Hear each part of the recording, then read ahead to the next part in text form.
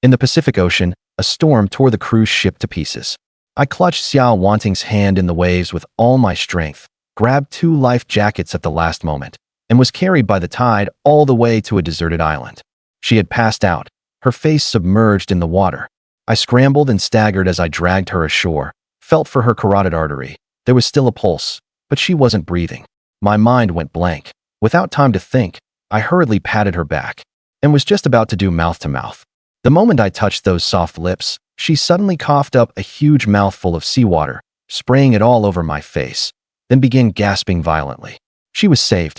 I collapsed onto the beach, wiped my face, my heart pounding wildly. The school beauty I had secretly loved for 4 years was held in my arms at death's door, and now she was finally alive. I looked at Xia Wanting. Her dress was disheveled, the skin showing beneath it as white as mutton fat jade, the soaked fabric clinging tightly to her body. My face burned, so I quickly slapped myself twice and flusteredly straightened her dress for her. At that moment, several more people washed up on the distant beach, motionless. After hesitating for a few seconds, I still decided to run over and save them. The school beauty still hadn't woken up. If the first person she saw when she opened her eyes was me, how wonderful would that be? But those were lives. I couldn't just stand by and do nothing. When I ran over to take a look, they were all dead. Their hearts had stopped, and they had stopped breathing. Goosebumps rose on me, and I staggered back. From a distance, I saw someone else beside the school beauty, a burly man in a sailor's uniform, kneeling in front of her. He froze for a few seconds, then suddenly reached out and tore at her dress.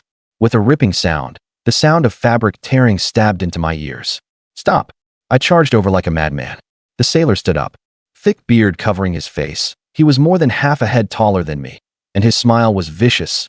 "What do you want? Can't you tell? Beast." I threw a punch at him. He reacted extremely fast, blocked and counterattacked, and we traded blows, both stepping back. I was startled. I'd trained since childhood with a neighbor who was a master of Baji Quan, yet this punch didn't give me much of an advantage. He was clearly trained too. We wrestled each other, every punch landing hard. Just then, a crisp voice rang out. "What are you two doing?" Xia Wanting had woken up, swaying as she stood there, looking at me and then at the sailor. The sailor suddenly pointed at me. "This kid was about to assault you, and I stopped him." I was furious enough to burst. "He's the beast. Just now he pa?" The sailor cut me off. "I'm a sailor. Saving people is only natural. Beauty, I saved you, and this kid was trying to take advantage of the situation." Xia Wanting looked down at her torn dress, her brows tightly knit. Her gaze darted back and forth between me and the sailor, full of distrust. I was so anxious I was nearly smoking. "We're classmates. I was the one who saved her all the way just now." But it seemed she didn't recognize me, maybe because of temporary memory loss after drowning. The sailor pulled a sailor's knife from his waist and waved her over. "Beauty, come behind me. I'll protect you." Xia Wanting looked at him, then at me, and took a step forward. My heart sank to the bottom. She walked toward the sailor. The sailor smiled smugly. I clenched my fists, but didn't dare rush up recklessly, afraid she'd be hurt by mistake. Xia Wanting reached the sailor's back and didn't look at me again. "Get lost." The sailor brandished the knife. "Since you didn't succeed, I'll let you off this time. Get lost." I clenched my teeth, desperately trying to think of a plan. Leave her and run on my own. Impossible. Suddenly, a scream rang out. The sailor was clutching his crotch, curled up into a ball, and the knife fell to the ground. Xia Wanting kicked him hard, then used the momentum to kick the knife away, shouting at me. "Idiot! Hurry up and go." My mind went boom, and I charged forward instantly. The sailor reacted quickly too, grabbing Xia Wanting by the calf and yanking her down.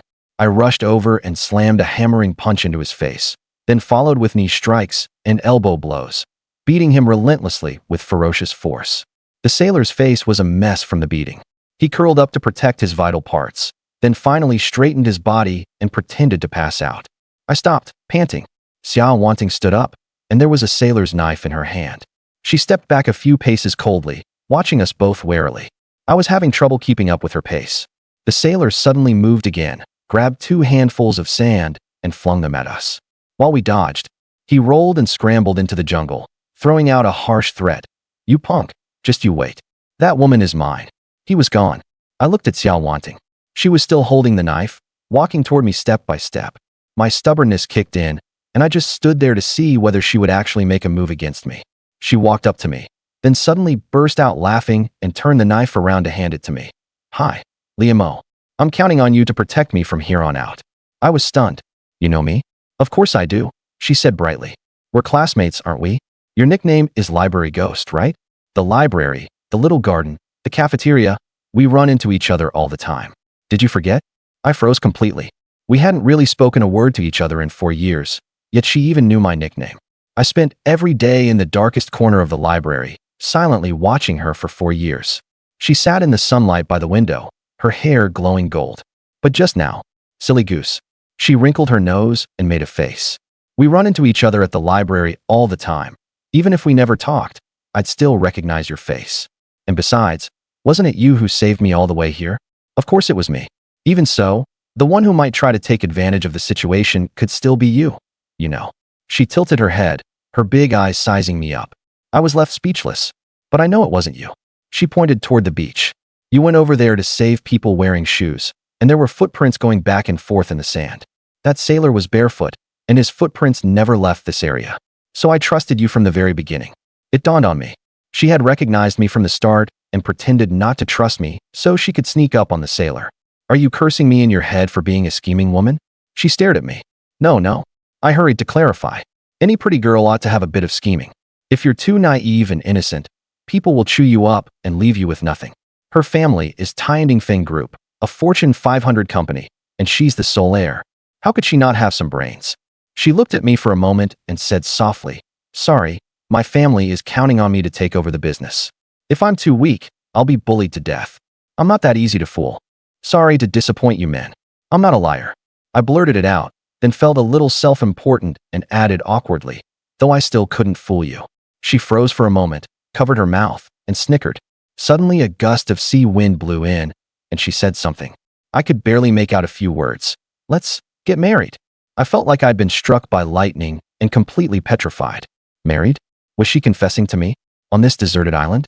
Had she secretly been crushing on me too? She froze as well after saying it, then quickly rubbed her mouth and explained in a fluster. Sorry, the wind caught my mouth. I meant let's form an alliance. Classmate, what's with that expression? You didn't hear it as married, did you? And you actually believed it. I really did believe it. She crouched down, covering her mouth, her shoulders shaking as she clearly laughed herself nearly into convulsions.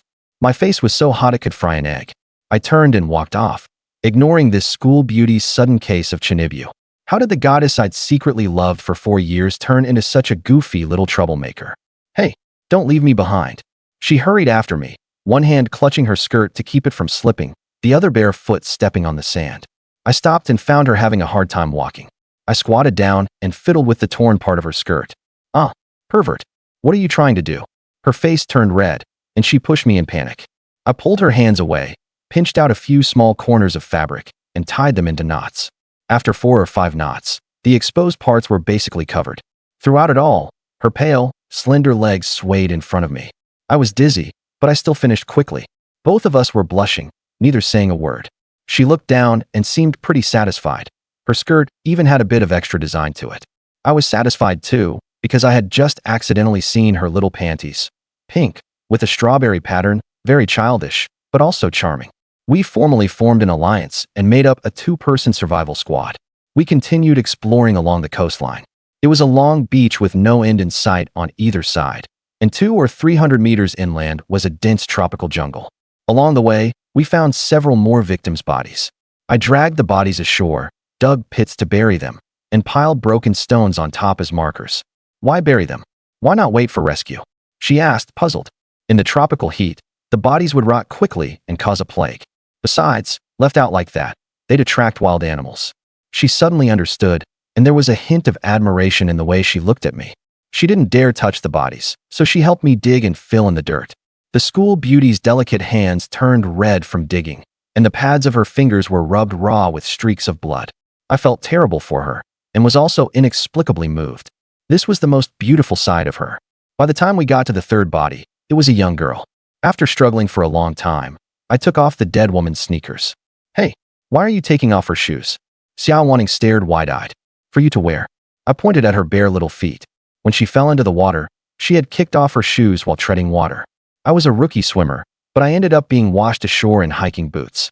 Now the beach was littered with shell fragments and jellyfish remains everywhere. Walking barefoot was too dangerous. The dead woman's shoes happened to be just her size. No, she screamed. What are you thinking?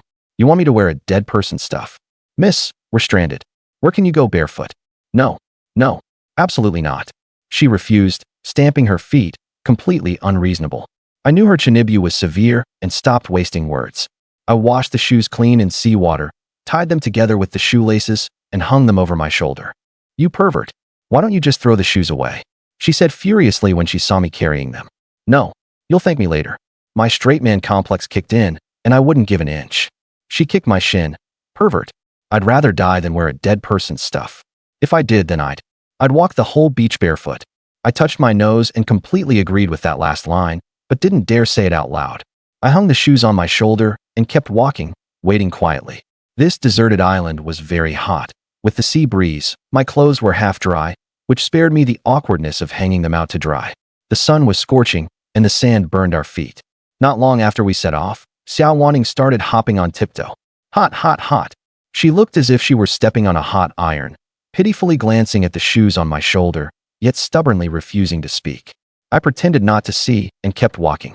She hopped another dozen steps before finally tugging at my shirt hem. Classmate Mo? The sand is too hot. Oh, could you give me the shoes? Her voice was as tiny as a mosquito's buzz. Didn't you say you wouldn't wear dead people's stuff? Her face flushed red. Special circumstances call for special treatment. Then why did you say you wouldn't wear them? That if you did, you'd walk the whole beach barefoot. I was just kidding. I took off my shoes and handed them to her. She hurriedly put them on, took a couple of steps, and let out a relieved breath. Seeing her like that, I couldn't help but curl up the corners of my mouth.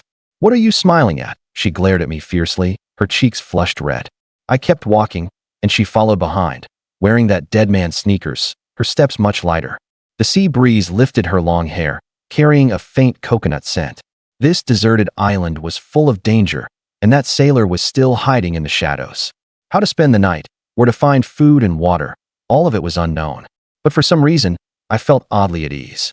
Still, I knew the school beauty would beg me sooner or later, and I was just waiting for that moment to see how she would fulfill her promise to walk barefoot.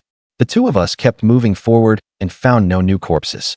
Xia Wanting felt unhappy in her heart, and several times told Li Mo to throw those shoes away, but Li Mo simply refused. Furious, she scolded him for being absent one moment and kicked him the next. After being kicked several times in a row, Li Mo also became unhappy. When the school beauty attacked again, he gently sidestepped to avoid it.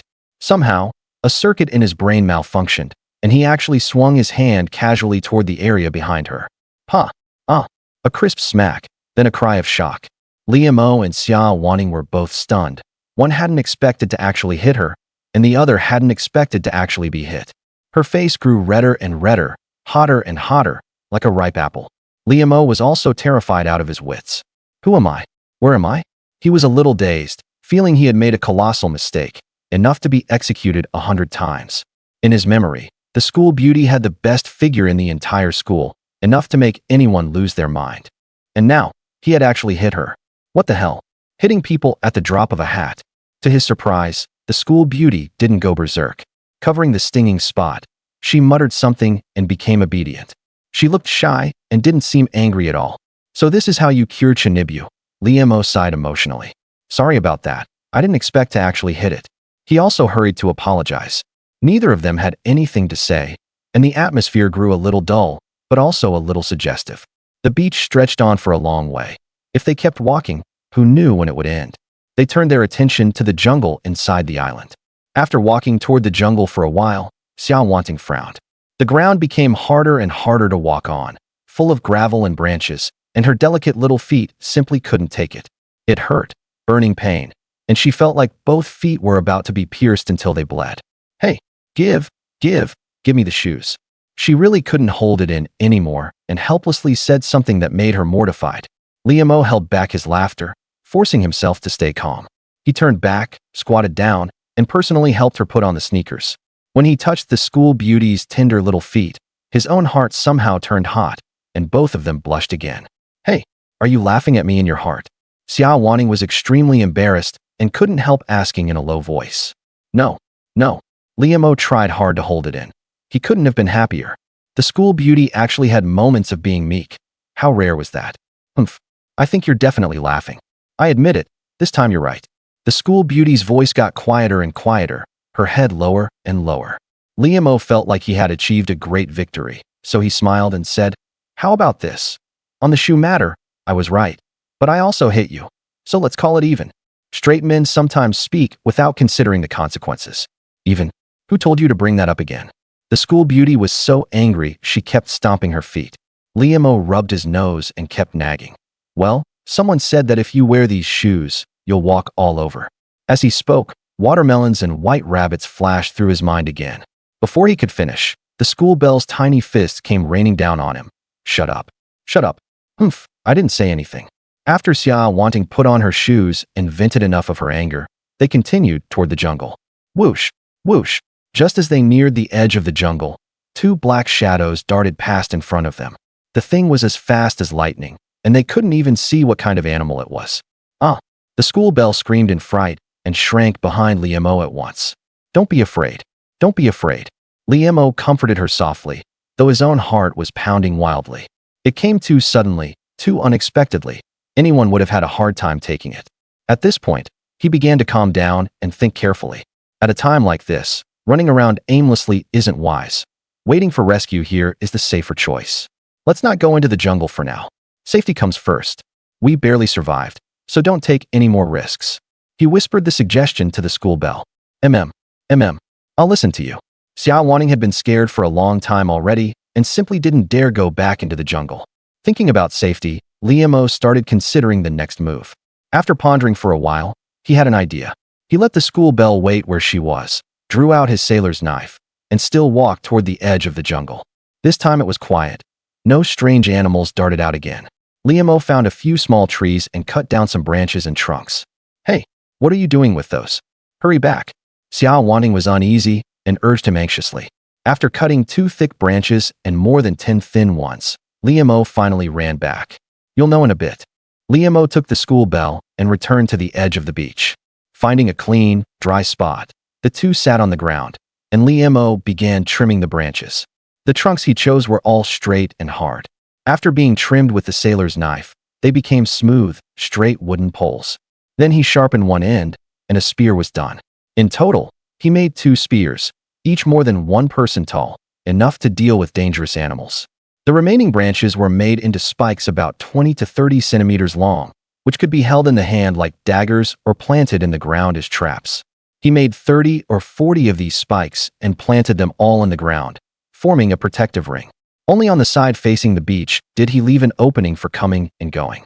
With the protective ring in place, both of them felt much better. Xia Wanting gripped the spear in her hand tightly, unwilling to let go for the time being. With this in hand, she really felt much more at ease. She had a sense of security now, but after going through most of a day of hardship, both of them were getting unbearably hungry, so they took the spear and spikes and continued searching along the beach. "Look over there, what is that?" Mo had sharp eyes and suddenly pointed at the sea and shouted. Xia Wanting took a look and saw that it was actually a box. It looked like something from the cruise ship, washed here by the waves. The box was still a little far from them, bobbing on the water, but unfortunately it just couldn't make it to shore. Mo grew anxious. They urgently needed all kinds of supplies right now, and absolutely couldn't miss any resource within reach, so he waded into the water. But his swimming was too poor. Once the seawater reached his waist, he dared not go any farther. Turning back to look at the school bell, he showed a helpless expression, then was stunned into opening his mouth wide. Xia Wanting blushed deeply as she glanced at him and silently took off her dress. That figure was unbelievably hot. Mo's eyes went straight, and he didn't notice the school bell's knife-like, shuffling gaze. "Pervert, don't look anymore." The school bell pouted with a frown and suddenly dove into the seawater. Xia Wanting was a very good swimmer, and in just a few strokes, she had passed Mo's position and swum toward the box. "Be careful, don't push yourself." This time, it was Mo's turn to worry, shouting continuously to remind the school bell to watch her safety. Xia Wanting quickly caught up to the box, then pulled it back as she swam. When they were almost up close, Mo hurried forward, grabbed the box, and dragged it toward the shore.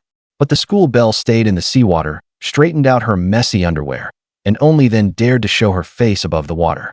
"Don't look," Xia Wanting warned fiercely. Mo was an honest guy. Although he quite liked big white buns and peaches, he still turned his back. After a while, The school belle finally put on her dress and came over with him to study the box. Since getting ashore, both of them had been soaked through. But this was a tropical climate, with warm air and blazing sun, so they didn't feel cold for the moment. It was a suitcase, locked with a combination lock. After checking the combination lock, they couldn't open it without the password. But Mo felt the box itself had no value. The contents were what mattered most. He simply took out the wooden spike he had just made and stabbed it hard a few times, directly forcing it open from the zipper side. Food. Food. Xia Wanting prayed repeatedly. Once they had torn a gap in the box, both of them felt disappointed. Inside were some electronic components, completely useless. Oh no. Xia Wanting was in despair. Mo was unwilling to give up and kept searching. He took out the soaked electronic parts and threw them aside, only to discover there was a hidden compartment inside the box. When he opened it, the two of them looked at each other. Inside was actually a backpack. The backpack was empty, with nothing in it. Xia Wanting was so angry she wanted to throw the backpack into the sea, but Mo grabbed her at once. What use was this useless thing? You can't eat it, and you can't drink it. The school belle didn't understand. But it can hold things. Have you ever played online games? In online games, there's always an inventory bag. This is our inventory bag, Mo said with a happy smile. Sigh. I'm not interested in men's stuff. Xia Wanting sat inside the protective circle and let out a melancholy sigh. Supporting her cheeks, she stared at the sea, just hoping for a bit more supplies. Got one. Got one. Mo had always had excellent eyesight and soon spotted another floating object. Xia Wanting couldn't care about being shy anymore and quickly took off her dress in a few moves. Mo also took off his outer clothes, leaving only the shorts he wore underneath. The two of them rushed into the sea, and after swimming halfway, the school belle stopped. What kind of eyes do you have? That's a board. Xia Wanting complained unhappily. A board is useful too, you'll know tonight. Hurry, hurry. Mo kept urging her. The two of them worked together in a flurry and dragged the board back to shore. It was a huge foam board, more than 2 meters wide and 3 meters long. Although this thing was plastic, it wasn't light either. They were both exhausted and even hungrier. Tonight, you tell me what it's for, or else I'll make you look good. The school belle panted softly, her gaze unfriendly. Again. Not giving the school belle a chance to rest, Mo shouted again. Xia Wanting rolled her eyes unhappily and struggled back into the sea. This time, 2 big plastic bags floated over, and before they could swim to them, the sea breeze blew them onto the shore. They had already given up hope, but when they opened the bags, both of them jumped up in excitement. Inside were 2 big bags of food. Although they were all snacks, bucket chips, bucket popcorn, whole bags of chocolate cookies. Even so, these were enough to solve the urgent problem. Great, we won't starve to death. Mo excitedly waved his arms and legs. Smack. Before he could keep celebrating, the school beauty slapped him hard and shouted, There's more. Hurry, hurry. Mo looked closely and realized that besides those 2 big bags of snacks, many loose foods had also washed ashore. They were all the kind with relatively light packaging that could float on the water. There were a dozen or so of these items scattered around the nearby beach. This was when the backpack's value became apparent. Mo put the backpack on and moved back and forth across the beach. And in no time he had gathered more than a dozen food items, while Xia Wanting only picked up 3 or 4. At this point, the school beauty increasingly agreed with Mo's judgment. Though she said nothing, she was becoming more and more dependent on him. Soon, the backpack was almost full too, so the two piled the food on the beach and continued searching along the shore. Now every item was precious, and they did not want to regret it later. After being busy for half the day, Xia Wanting could no longer run. She crouched by the beach, panting hard. Mo let her rest while he continued searching the beach. He found many empty drink bottles and put those into the backpack as well. Hey, what do you want an empty bottle for? The school beauty was quite puzzled. Don't look down on this bottle. It might come in very handy someday. If you want a bottle this light and airtight in the future, where will you find one? Mo waved the bottle in his hand. We've become garbage collectors. Xia Wanting felt a little discouraged and kept watching Mo work. After searching around again and still finding nothing, they finally headed back. In order to pick up trash by the seaside, they had walked several hundred meters away, leaving their clothes and food near the protective circle just now. They had been busy gathering supplies earlier, and even though they were only wearing underwear, they had no time to be embarrassed. Now that they were walking back, the scene became awkward. Xia Wanting's underwear was all pink, with strawberry patterns on it.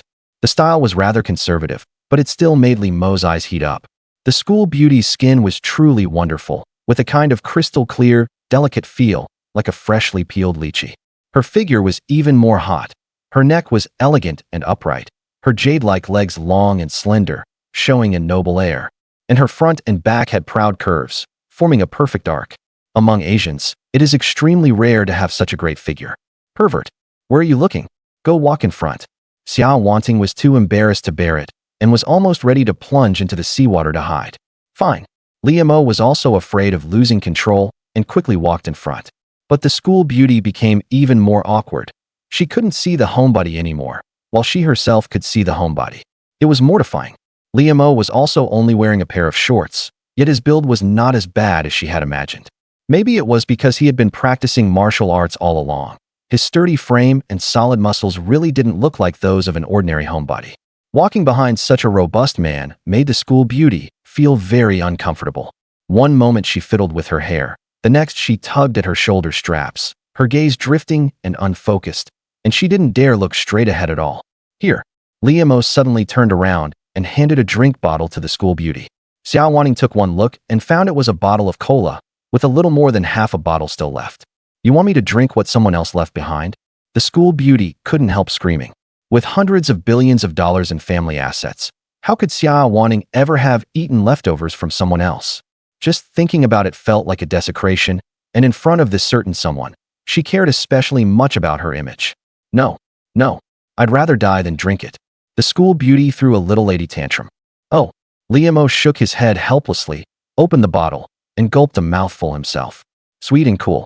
Being able to drink cola on an uninhabited desert island was already a pleasure for him. Looking at how happy he was, Xia Wanting couldn't help swallowing hard, feeling utterly conflicted. Gulp, gulp. Mo kept drinking, his face full of bliss. Hey, leave some for me. Xia Wanting finally couldn't hold back and shouted loudly. Seeing that the school beauty couldn't take it anymore, Mo laughed. He grinned and handed the cola over. There was still a little over half a bottle left. He had only taken 2 small sips and left a lot for the school beauty. She glared at him irritably, snatched the cola away, looked at the bottle mouth, and suddenly went a bit dumbfounded. If she drank like this, wouldn't that be indirect kissing? It would have been bad enough if it had been someone she didn't know, but the shut-in had just drunk from it too. There might even still be his saliva on the bottle mouth. Just thinking about it was enough to make someone die of embarrassment. If this were normal times, if anyone dared try to indirectly kiss her, she would have smashed the bottle straight into their face already. But now, after the shipwreck, she was exhausted, and her throat was practically on fire. She desperately longed for a cool drink. Pervert, don't look at me. The school beauty scolded fiercely, not even letting her drink without looking. What kind of logic was that? Mo was just a straight guy and hadn't thought in that direction at all. Puzzled, but obediently turned his head away. Gulp. Xia Wanting wanted to sneak a small sip, trying not to let the other notice, but unfortunately made a very loud sound. At that moment, even if the shut-in hadn't seen it, he could tell she had drunk the cola. It was over. Cooked rice had become cooked rice. The indirect kiss was confirmed. Xia Wanting's face was burning hot, and at that point she couldn't care less. Since she couldn't resist, she might as well enjoy it. She quickly took 2 more gulps and fastened the cap. What a lousy thing. I'm not drinking it. The school beauty decided to deny it outright and handed the bottle back to Mo again, as if nothing had ever happened. She also knew how precious water was now, so she didn't dare drink too much, just 2 or 3 sips. Mo took it back and found there was still a lot left. He was truly thirsty too, so he took 2 small sips. Hey, why are you drinking again? Xia Wanting was furious. She had just drunk from it, and then the shut-in followed and started drinking too. Wasn't that kissing on top of kissing? And now it was interactive? It felt as if she had just been assaulted, and now had to do a live broadcast too. It was simply too much bullying. Would waiting a moment kill you? Don't you know girls care about their dignity? Xia Wanting couldn't take it anymore, and kicked Mo. She also went all in, grabbed the bottle, and drank 2 more mouthfuls. For some reason, it was just a bottle of cola, yet it somehow felt extraordinarily sweet. And there was also a numbing, tingling feeling in her heart. The 2 of them took turns, 1 sip from you, 1 sip from me, and soon half the cola was gone. Mo carefully put the bottle away, then took out half a bottle of pulse, showing off in front of Xia Wanting. Don't worry, we still have supplies. Xia Wanting looked at that half bottle of pulse and was also overjoyed, but soon came to her senses. We clearly have 2 bottles, and you still wanted to drink mine? I'm going to kill you. Seeing the school beauty's Chinibu acting up again, Liemo quickly sped up his pace. Even so, he still got kicked twice, though fortunately neither hurt. Xia Wanting still wanted to continue chasing and hitting Liemo, but the other person suddenly stopped, nearly crashing headfirst into his back. Then both of them stared ahead in horror. Near the place where they had put their clothes and food, there were actually 5 more beasts. They weren't very big, only about the size of ordinary house dogs, and they looked like animals such as wildcats. They had bitten open several bags of food and were happily eating them. During the salvage, some of the food bags had been damaged, so the smell probably attracted the beasts. "That's our food, get away," Xia Wanting shouted anxiously. The two rushed closer, and the beasts showed hostility, howling and baring their sharp teeth. Liemo hurriedly stood in front of the campus beauty. He lived in the mountains as a child, and often encountered wild animals. He knew that although these little things weren't big, their attacking power could sometimes be very strong, and they really could bite someone badly. "Be careful, they bite." He raised his spear and aimed it at the beasts. At this point, Xia Wanting also realized how ferocious they were and quickly raised her spear as well. "What should we do?" "Our food." The campus beauty was almost crying from anxiety. She was already so hungry that her vision was blurring. And yet the only food they had was about to be snatched away. Just thinking about it made her want to explode. But Liemo knew how to deal with these beasts. Judging by size, the two sides had a huge difference, and they also had spears. So they had a certain advantage. The key now was momentum. Beasts bully the weak and fear the strong. As long as they could suppress the other side in terms of momentum, they could often scare them away. "Don't be afraid, watch me."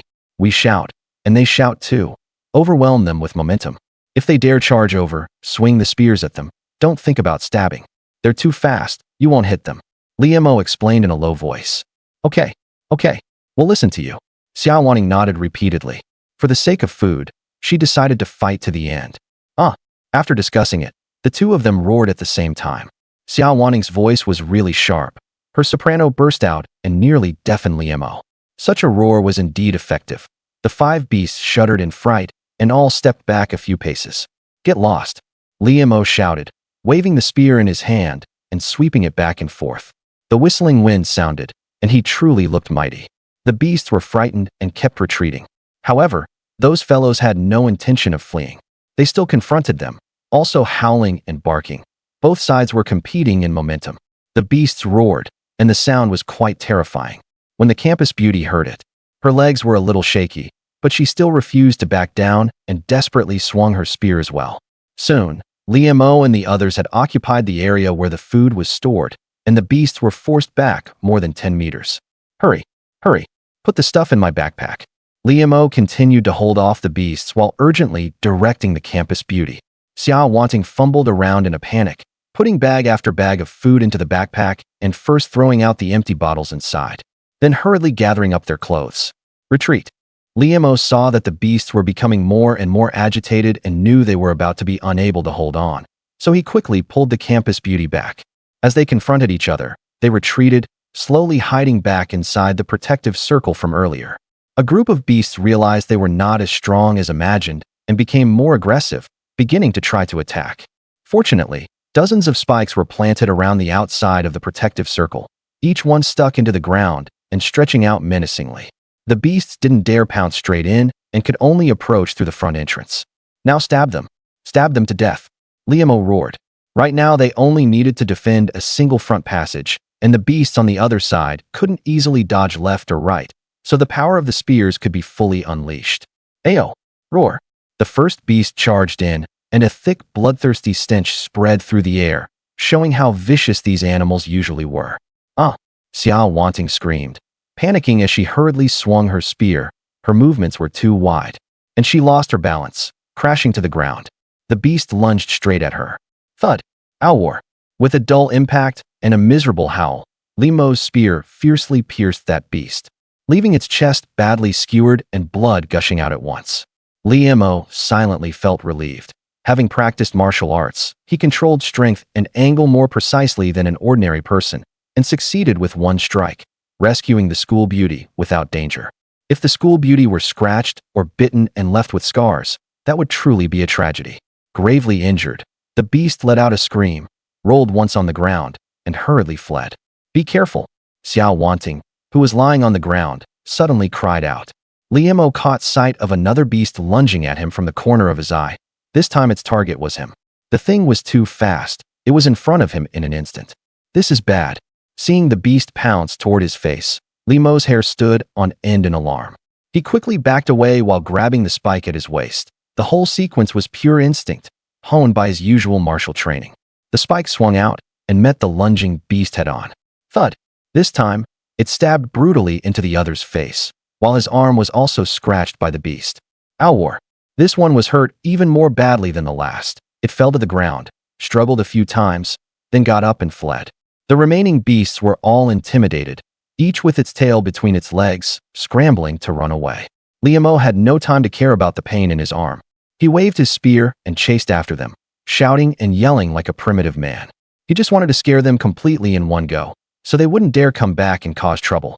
The 5 beasts were indeed terrified, and hurriedly slipped into the jungle, never to return. Having finally driven off the strong enemies, Liemo only then felt a lingering fear, and his legs went a little weak. He hadn't used the sailor's knife just now because it was too short. Against agile small beasts, it definitely wouldn't work well. Back in the protective circle, he found the school beauty curled up on the ground, trembling slightly all over. Don't be afraid. They've all been driven off. Liemo comforted her softly. I'm so scared, so scared. Xia Wanting's eyes were brimming with tears, her small face drained of color from fright. In the end, she was still just a girl. She was incredibly brave during the fight, but afterward she could no longer hold on. Liemo felt unbearably sorry for her. After hesitating for a moment, he gently reached out and pulled the school beauty into his arms. Xia Wanting leaned against his chest and burst into tears. After surviving a horrific shipwreck and then encountering bad people and beasts one after another, she, who had always been strong, finally could not hold on anymore. After crying for quite a while, Xia Wanting finally regained her spirit and then was so embarrassed she wished she could disappear. They still hadn't put their clothes back on, and yet they were holding each other like this. And it was only the first day, yet they were already this close. What would happen in the days to come? She simply did not dare imagine it. Could the princess of the mighty Summit Peak group really fall so quickly? Hey, who gave you permission to hold me? Xia Wanting regained her cool, aloof aura and stared at Liemo as she asked. Sorry. Liemo was extremely awkward. He clearly meant to show concern, not take advantage of her while she was down, but he wasn't good with words and didn't know how to explain. Are you injured? Xia Wanting had originally wanted to hit him with a few more sharp words to build up her own mental defense, but then she noticed 3 bloody scratches on Liemo's arm and immediately felt concerned again. Looking at the wound on his arm and seeing that it wasn't bleeding much, Liemo said, "It should be minor. I'm fine." He was a village kid and didn't care about this little injury. The school beauty softened and didn't keep attacking Liemo. After carefully checking his wound and confirming there was nothing serious, she silently put her skirt back on. Liemo also hurriedly got dressed. Let's eat something. Once it's in our stomachs, it's ours, Liemo suggested. Okay. I'm almost starving. Xia Wanting immediately perked up, and the fright from earlier was gone. The two of them quickly started tidying up. They pulled over the foam board they had picked up earlier and laid it directly inside the safety circle. Only then did Xia Wanting realize how useful the foam board was. It was basically a simple picnic mat, much better than sitting directly on the beach. It blocked out seawater and sand. They then found all the drink bottles they had thrown away and counted them, 8 in total. 1 half-full bottle of Mizone hadn't been finished, and that was their only water supply. They counted their food too. There were more than a dozen packages in all, mostly biscuits and puffed snacks. These things floated easily on the sea. 3 packages had been damaged by beasts, and half the food was still left inside. Let's eat the puffed snacks first and save the biscuits for last. Biscuits don't take up much space, so they're easy to put in the backpack. If something happens, we can take them and run. After thinking it over, Liemo gave his suggestion. Xia Wanting now trusted him completely and kept nodding in agreement. She added, we need to ration the food, but not too strictly either. If we don't have the strength, then in case of trouble, we won't even have the energy to run. Liemo estimated their supplies and split the remaining food into 2 portions. This would last them 2 days, but the water would only last 1 day. Once the resources were exhausted, they would have no choice but to go into the jungle to explore, hoping that rescue workers would find them within these 2 days. I never expected chips to taste this good. Xia Wanting shared a bag of chips with Liemo and let out a faint sigh. Having something to eat lifted both of their spirits, and they also had more energy. Soon, the food allotted for that day was gone. Neither of them ate more, nor less. Both were very measured. They drank a quarter of the Maizone. Xia Wanting no longer wanted to argue about the indirect kiss. Some embarrassing things. Once you keep doing them, you get used to them. But when she saw the bottle opening she had drunk from being coincidentally brought to Li Mo's mouth, she still gritted her teeth in anger, wishing she could press this guy into the sand and rub him across it. After eating and drinking, both of them recovered quite a bit of energy. Should we make an SOS so the rescue team can find us? Xia Wanting suggested. Li Mo laughed. It's not that simple. Even if the rescue team comes to search, they'll be in airplanes, looking down from the sky. How big would an SOS have to be for someone in a plane to spot it? Xia Wanting thought about it and realized he was right. If there wasn't a clear color contrast, it simply couldn't be seen from high up. Then what should we do? She felt a little desperate. Li Mo patted the foam board beneath him and smiled. We'll rely on this. Xia Wanting took a careful look and suddenly noticed that the foam board was meant for insulation, and it had a reflective metal layer on top. You're so smart. Use this to reflect light? The school beauty said, suddenly enlightened. Exactly. The metal layer on top can reflect diffuse natural light, making it easy for a plane to spot. There's nothing like this in nature. Li Mo explained, then said smugly. This board has other uses too. Can you think of any? Use it as a bed? The school beauty gradually caught on. Not just that. Have you thought about how we're going to sleep at night? Li Mo asked. As soon as the topic of sleeping came up, Xia Wanting became a little bashful and stammered. You're not thinking of anything bad, are you? Li Mo was a bit speechless. After an awkward pause, he explained, this board is big. We can take it apart and make a simple tent. Have you thought about this? There are wild beasts and snakes and insects here. Can you really sleep at night? Don't say any more. I'm scared already. Xia Wanting jumped in fright, goosebumps breaking out all over her body.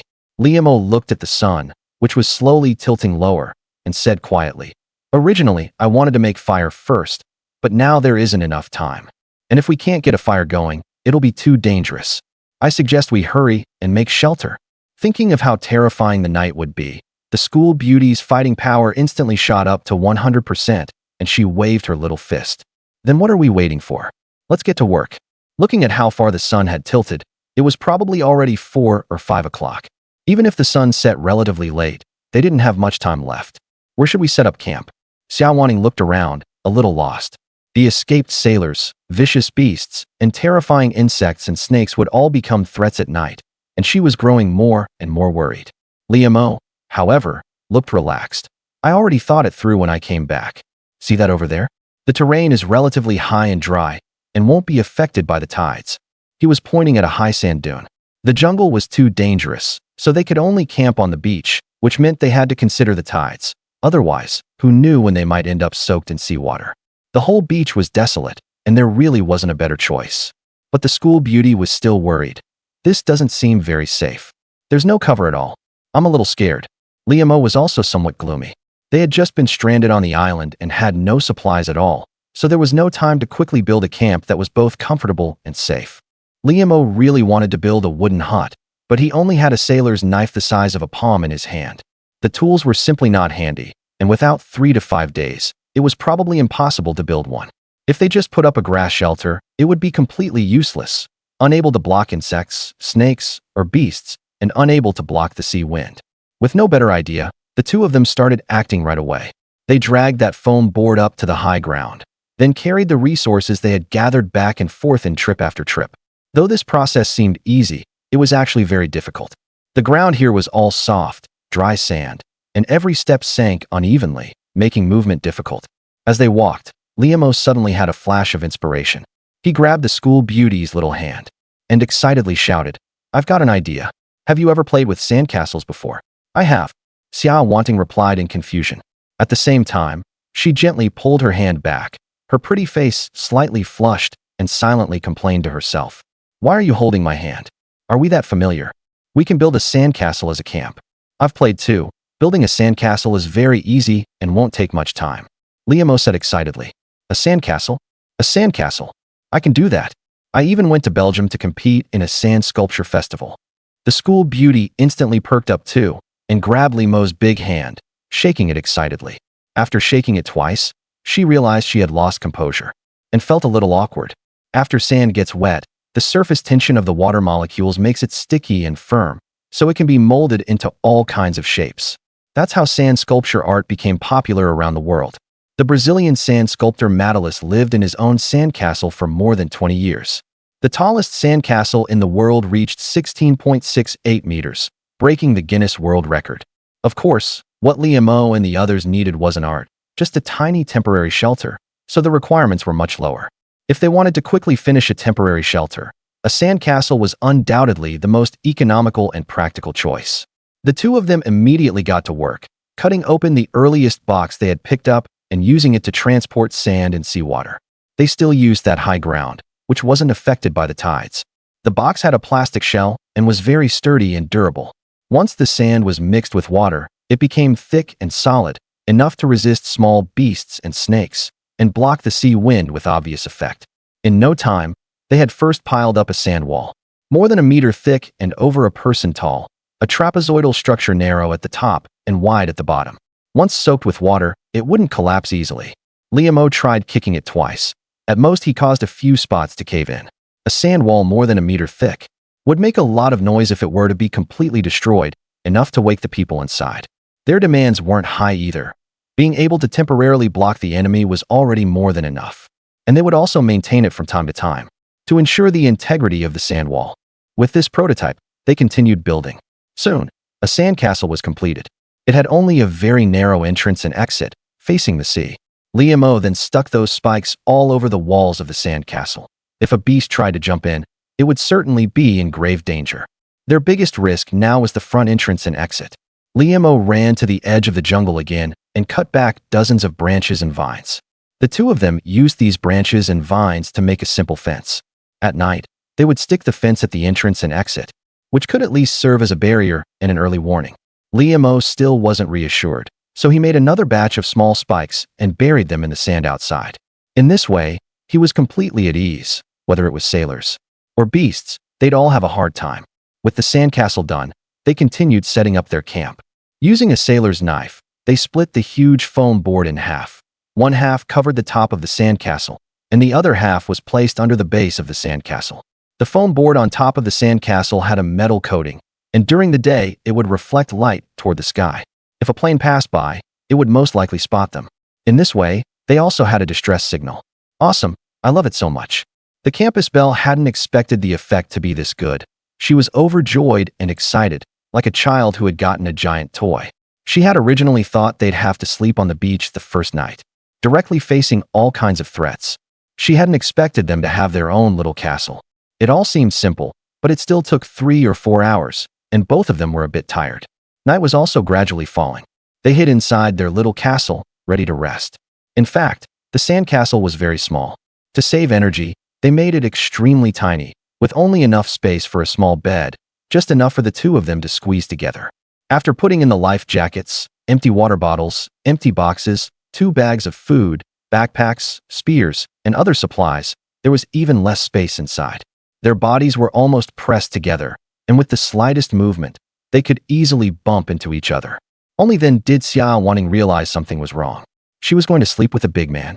In the middle of nowhere, a lonely man and a lonely woman cramped together in a tiny space. If the other party suddenly got beastly, she would be trapped in the sandcastle with nowhere to run. Just thinking about being bullied and made to do whatever someone wanted made her even more anxious. She even wanted to run outside. But when she looked at the pitch-black night, the desolate beach, and the surging sea outside, she didn't have the courage to escape. Hey, where's the knife? I need to borrow it. The school beauty put on a composed front, her expression natural and her tone calm, but her tightly pressed legs betrayed her nervousness. Mo didn't think much of it and handed the sailor's knife straight to her. With the knife in hand, Xia Wanting felt much more at ease and said with a grin, "I'm keeping this for tonight." It was too dark to see the school beauty's expression, and Mo was a little puzzled. "What are you doing with that? When fighting beasts, don't you still need me?" "Humph. I'm just afraid you'll turn into a beast at night and do something inexplicable," Xia Wanting said fiercely. Mo froze for a moment, then understood and burst out laughing. "What are you laughing at?" Xia Wanting was annoyed by his reaction. "If I were going to turn into a beast, I'd have turned during the day already. At night, with the lights out and everything dark, you can't see anything. it wouldn't be any fun. Liamo laughed until he was out of breath. You? A pervert is a pervert. The school beauty puffed up in anger, wishing she could stab him twice right now. Liamo ignored her, lay down, rolled over, and curled up in a corner, trying to keep as much distance as possible. Seeing Liamo's reaction, Xia Wanting suddenly felt a little hollow inside, as if she might have hurt him. They fell silent. In the tiny space, they could hear each other's breathing and smell each other's scent, which made the atmosphere even more ambiguous. The two of them lay in the sandcastle, both unable to sleep. The school beauty worried that she might suddenly be forced, yet also struggled with whether she was being too sensitive and had hurt his pride. Liamo, meanwhile, silently sighed with emotion that he had finally been able to face the girl he loved, yet he was so clumsy that he didn't even know how to please her, not even how to speak to her. In the quiet surroundings, a barely suppressed scream suddenly came through. Liamo and Xia Wanting both jolted awake and sat up at the same time. In the darkness, they moved too quickly and ended up bumping into each other. Liamo found that a soft, delicate body had suddenly ended up in his arms, and Xia Wanting found a warm embrace suddenly in front of her. The two of them hurriedly separated. Liamo picked up the spear, and Xia Wanting gripped the sailor's knife tightly. Through the simple fence, they suddenly discovered, under the hazy moonlight, someone was clutching a foot and grimacing in pain. That sailor had come running. The worst possible thing had still happened. That shameless sailor had actually come at night for a sneak attack. What should they do? What should they do? That guy is here again. Xia Wanting shouted anxiously in a low voice. He was tall and imposing, making her feel a strong sense of threat.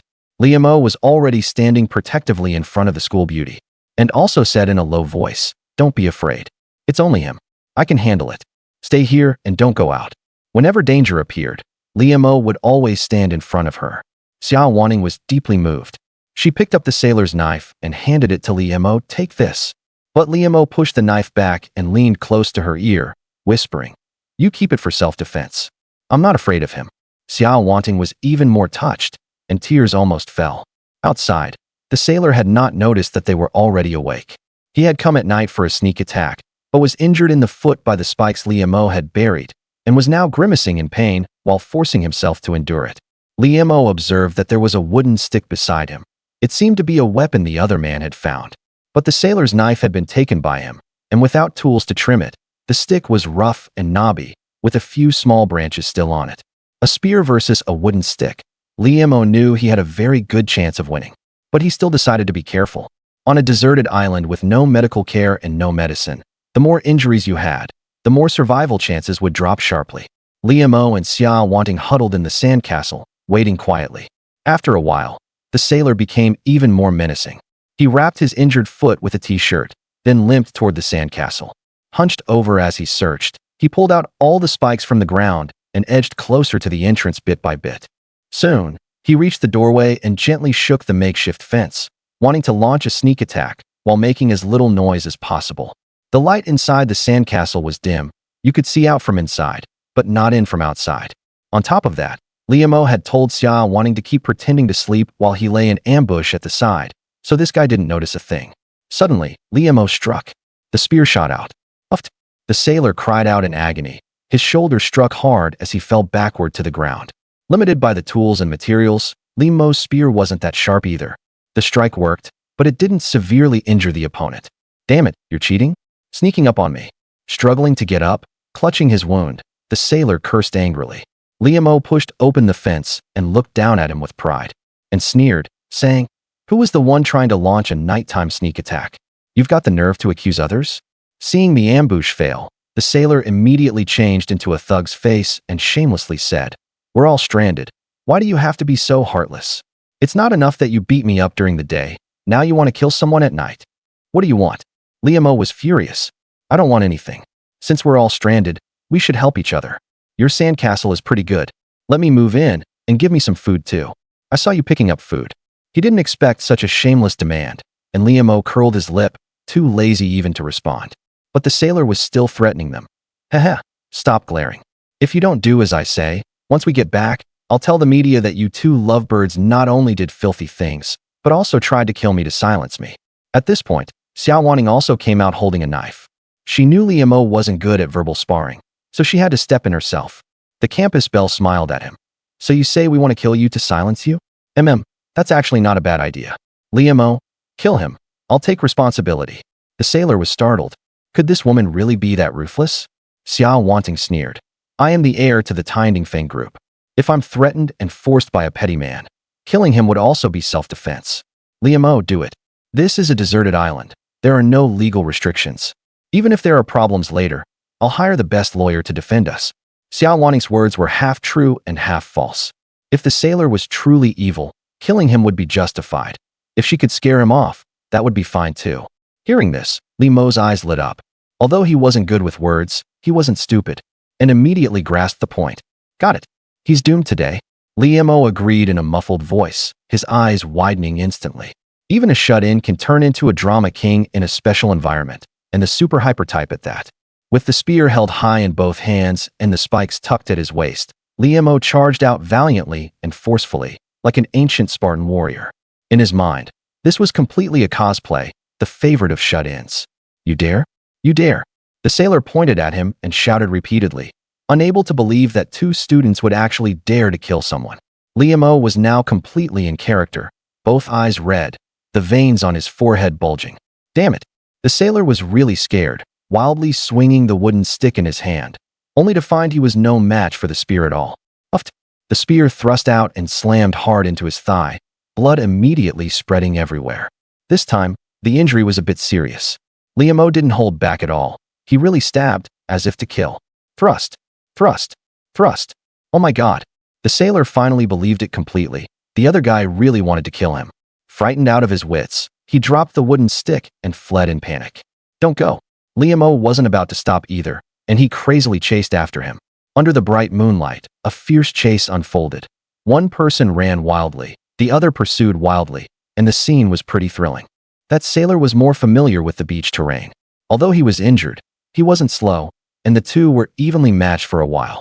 After chasing for several hundred meters, the sailor was so terrified that he plunged headlong into the jungle, where bursts of beastly roars rose up.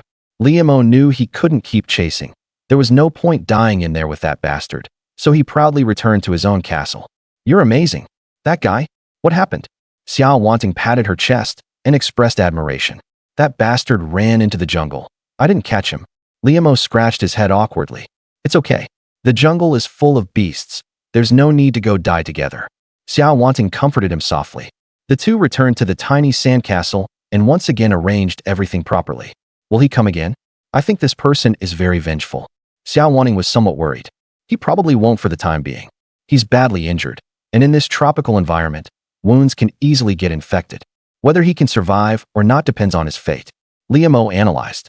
Using this indirect method to wear the other side down to death is also a good approach. With that judgment, the two felt a little more at ease, strengthened the sandcastle again, and only then lay down in peace. Mo still consciously shrank into the corner, trying not to come into contact with the school beauty, so she wouldn't suspect anything. Seeing his reaction, Xia Wanting felt bitter inside and even more guilty. Hey, why are you hiding so far away? The school beauty couldn't help complaining. Aren't you afraid of me? Mo was helpless. Fine then, you were pretty brave today. You can come a little closer, but only for today. The school beauty was very conflicted inside, and her words were a bit muddled. Only for today? Although Mo was a shut-in, he wasn't stupid. He felt there was something more in her words. Could it be that today he might get to share her fragrance? He shivered all over and quickly turned around. Only for today? Mo asked back, his voice trembling. Xia Wanting immediately realized she had misspoken. The Chinese language is profound and expansive. The phrase only for today can contain all sorts of meanings. This shut-in has a very straightforward temperament. If he misunderstood badly, I'd be completely screwed. Don't move. Don't move. You don't move yet. Xia Wanting was really afraid that if she reacted a little slower, her clothes would be stripped off completely. Seeing that Mo obediently didn't move around, she finally breathed a sigh of relief. What I mean is, you've worked hard too. Don't be so hard on yourself. Lie over a little closer. There's no other meaning. You hear me clearly. Oh, Mo felt a little disappointed. But thinking about it, that made sense. His goddess. If she threw herself into his arms so easily, the image he had of her would definitely be greatly diminished. The two moved a little closer, their skin lightly touching, and both hearts were pounding wildly. That's nice. Mo suddenly said. What is it? Xia Wanting was still somewhat nervous. In all her life, she had never been close to a man before, and now her mind was in total chaos. It'll get cold at night. Leaning against someone is pretty nice. Mo explained softly. Whatever. Xia Wanting sounded dismissive, but inside she felt a warmth. And her nervous, shy emotions gradually eased, until she slowly fell into a deep sleep. In her dream, she really felt cold, and unconsciously leaned a little closer to Mo. Mo still wasn't asleep. He felt so delighted inside. The school beauty's body was so soft and tender. Being able to get this close to her, he felt that even surviving this shipwreck was worth it. Listening to the sound of the waves outside, he couldn't fall asleep and thought of many things. He both hoped they could live forever on this deserted island, staying with the person he loved for a lifetime, and hoped rescue would come soon so his beloved wouldn't have to suffer anymore. Thinking and thinking, he too fell deeply asleep. When he woke at daybreak, he felt cold all over, with only the area behind him warm. The temperature had dropped noticeably overnight. It really was a bit chilly, and the warmth behind him was naturally the school beauty's body. How nice it would be to hold her in his arms, but he didn't have the nerve. The school beauty hadn't woken yet, and naturally she felt cold too. She unconsciously leaned against him, and he could clearly feel her stunning figure. Ah! Xia Wanting suddenly woke up, cried out, sat up, and found Mo beside her. For a moment she was flustered and dazed, kicking and flailing her legs wildly. After a moment, she finally came fully to her senses and said with an embarrassed, awkward laugh, "Sorry, I was half asleep and confused. I thought I was at home, and then all of a sudden a man appeared in bed.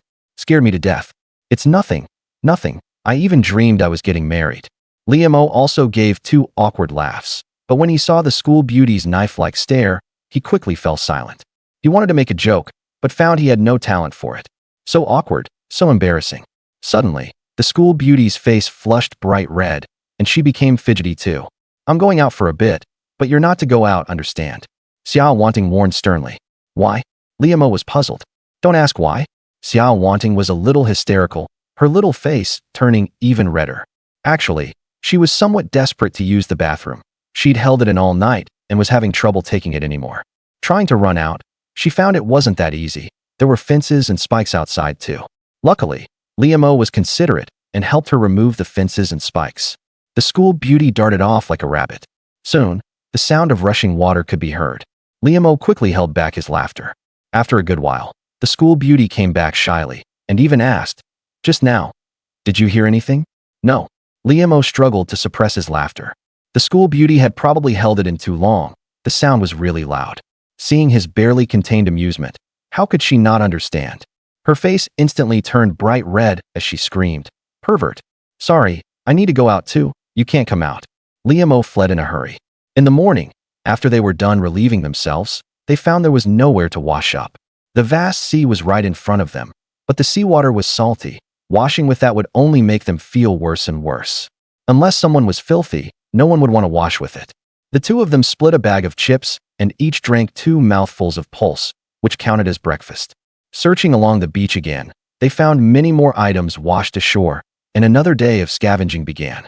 Xia Wanting picked up a few more bottles, among them 1/2 full bottle of Sprite. It was a 2-liter bottle, and there was still quite a bit left in it. This was truly a major discovery, and the two of them were happy for a good while. Mo caught a few crabs and scallops, but they still had no fire, so they couldn't eat them for the time being. They kept the little creatures in a box, with some seawater in the suitcase and a stone placed on top. They couldn't escape. Look, look, another box. Mo had sharp eyes and spotted another floating object at sea, but this time it was a bit far away. Xia Wanting and Mo squatted by the shore, watching the box bob up and down. It drifted closer and closer to the beach, and finally was almost within reach. The campus belle quickly took off her dress, shot Mo an annoyed glare, then dove headfirst into the water. Mo wasn't about to just stand by, either. He hurriedly grabbed the spear and followed her into the sea. When the campus belle pulled the suitcase close enough, he handed her the spear so she could grab hold, then dragged both her and the suitcase toward shore. Every time they picked up a suitcase, it felt just like finding a treasure chest in a game, and the two of them were unbelievably excited.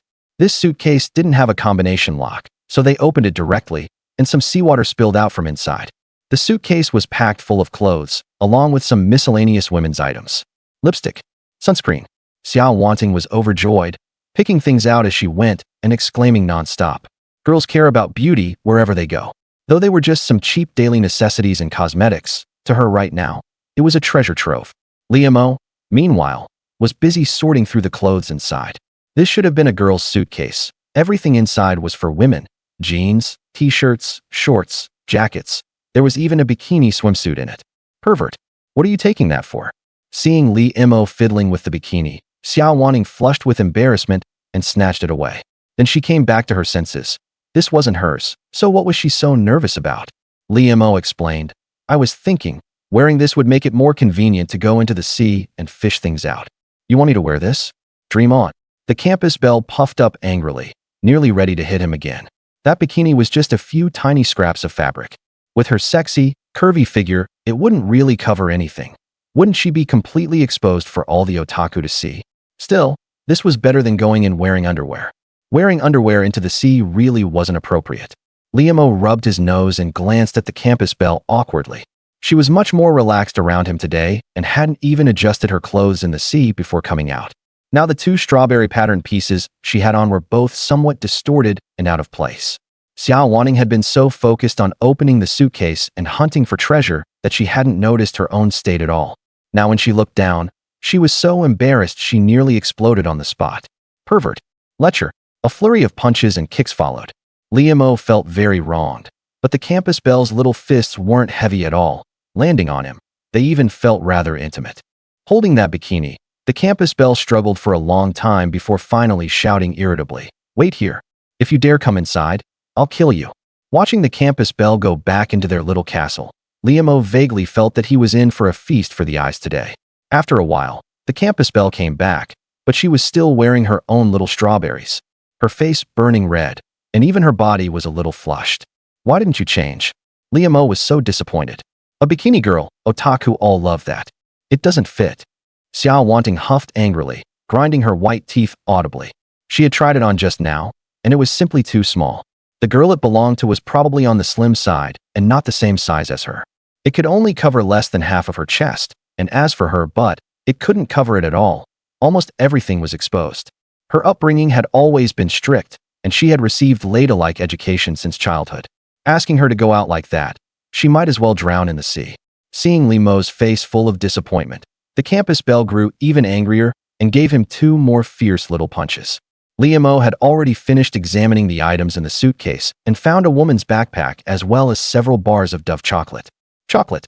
Xia Wanting was overjoyed. This was her favorite food. If you like it, keep them all, but don't rush to eat them. These can replenish energy, so it's best to save them for a critical moment. Mo was very considerate. Counting them, there were 6 in total. Xia Wanting said pitifully, "I like them so much. Can I eat one first?" Now Mo had become her backbone, and she had to ask his opinion on everything. Of course Mo could not refuse. The school beauty unwrapped a piece of chocolate and savored it slowly, bit by bit, with a look of utter delight on her face. At that moment, her hair was still wet, and crystal droplets of water hung on her face. That gentle, sweet expression made Mo intoxicated. He thought to himself that the school beauty was perfect for shooting an ad right now, absolutely capable of boosting chocolate sales. Xia Wanting ate more than half of it, a little embarrassed, and handed the rest to Mo. "You should eat some too. Good things should be shared together." No need. Take it." Mo's resistance to the school beauty was basically zero. He could only obediently take it. On the chocolate, there was a faint, cute little tooth mark, definitely the school beauty's masterpiece. And also a slight damp mark. Could it be? Mo's heart suddenly burned. Gently, he brought his lips closer. A smooth, sweet taste filled his mouth. So happy. This counts as an indirect kiss, right? Yesterday the two of them had drunk from the same bottle for quite a while, and he hadn't even thought of this issue. Now he finally understood. Xia Wanting was squatting on the ground, tidying up those women's clothes. And when she turned back and saw him wearing that intoxicated, lecherous expression, she suddenly understood something too. She had been too excited just now and hadn't really paid attention to the chocolate. Did it have her tooth mark on it? And saliva marks too? Oh my god. The curse of the indirect kiss is here again. The school beauty blushed so hard she looked like a boiled shrimp. Her face, neck, and delicate body all turned red. "What, then, pervert?" She muttered softly, twisted her shapely hips, and hurriedly fled back to the sandcastle. Xia Wanting hid in the sandcastle, shy and embarrassed, while Li Mo continued searching the beach. After wandering along the shore for more than an hour, something else floated over on the sea. It was shining silver, and Li Mo spotted it from far away. What is that? The distance was too far, and the waves were too rough. He couldn't see clearly at all. He could only crouch by the beach and wait for it to drift closer. The thing floated nearer and nearer, but just as it was about to reach shore, it suddenly rolled a few times, bubbled up a few bubbles, and sank to the bottom. Damn it! Li Mo cursed, quickly stripped off his clothes, and waded into the sea. The place where it sank wasn't very deep, and the seawater here was crystal clear, so he believed he could still find it. After waiting for a while, he indeed found that silver object. Vaguely, it looked like a metal item. By then the water had already reached his chest. He wasn't a good swimmer, so going any farther would be extremely dangerous. Hey, why are you running so far? Don't you know you're a landlubber? Xia Wanting had finished being shy and had run back out. Seeing him wavering in the seawater, the school beauty couldn't help but get nervous and kept shouting for him to come back. There's something good, Li Mo shouted loudly, waving his arm hard. Wait for me. Now the school beauty had become a treasure hunting expert. As soon as she heard there was something good, she was instantly motivated. In a few quick moves, she took off her dress and rushed into the sea as well. Soon she reached Li Mo's side, and at a glance saw the metal object not far away. What is that? Xia Wanting was very curious. Don't know, but it's 90% metal. Metal is so hard to find on the island, so it's definitely useful. For this thing to float all the way here is amazing. Li Mo analyzed. Watch me. Xia Wanting dashed out at once and quickly plunged into the water. Having loved swimming and diving since childhood, she was an excellent swimmer. After several dives, she finally surfaced holding that metal object. It's a bucket. Xia Wanting shouted excitedly. A bucket? A metal bucket is incredibly useful. It can hold water and also be used to cook rice. Absolutely a must-have for wilderness survival. Li Mo also got excited. Great stuff. Come back quickly. Be careful. Be careful. Xia Wanting held the iron bucket and slowly swam back. Halfway there, she suddenly stopped, struggled a few times, and looked panicked. Oh no, my foot is caught, she shouted with tears in her voice. There was a small amount of seaweed in this water. Under normal circumstances, it would never have been able to restrain the school beauty, but now that she was holding the iron bucket and not paying attention to her feet, she had actually been tangled up by the seaweed. When Li Mo heard that, he immediately panicked. With his beloved in danger, he could no longer care about his own safety and hurriedly rushed forward. Soon the seawater reached his neck. Fortunately, after he reached Xia Wanting's side, the water level stopped rising. He could still keep his head above water. The school beauty was having a hard time now, struggling and swimming while also holding up an iron bucket, an insanely difficult move. Li Mo rushed over and took the bucket first. Rescuing her was the priority now. He had no time to take the bucket back to shore. Still holding the spear in his hand, he simply planted the spear into the sand and set the bucket over it. Then he went to hold the school beauty. Xia Wanting hurriedly hugged him too, breathing heavily. She was shorter than Li Mo. If she didn't hold on to him, she would sink into the sea. The two of them were tightly embracing, and since they were both wearing very little, the scene grew somewhat ambiguous. Which foot is tangled? Is it seaweed? They still weren't out of danger, and Li Mo had no time to savor this tenderness. Left foot. I don't know what it is. Xia Wanting was quite scared, and her pretty face had turned a little pale. Wait there, I'll take a look. After saying that, Li Mo let go of the school beauty and had her hold the spear while he took a deep breath and suddenly dove into the water. He wasn't a good swimmer and couldn't dive at all. Once in the water, he only felt everything swirling chaotically. The school beauty's long legs were swaying there, and he couldn't see anything else clearly. Can't see it.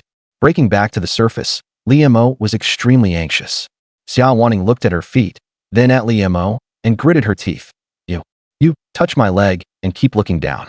After saying that, her face turned beet red. Thinking about it, this was a method, and Li Mo didn't think too much about it either. Supporting the school beauty's delicate body, he searched his way down. Feeling the shut-in boy's hand roaming over her body, the school beauty couldn't hold back and let out a few shy, plaintive cries.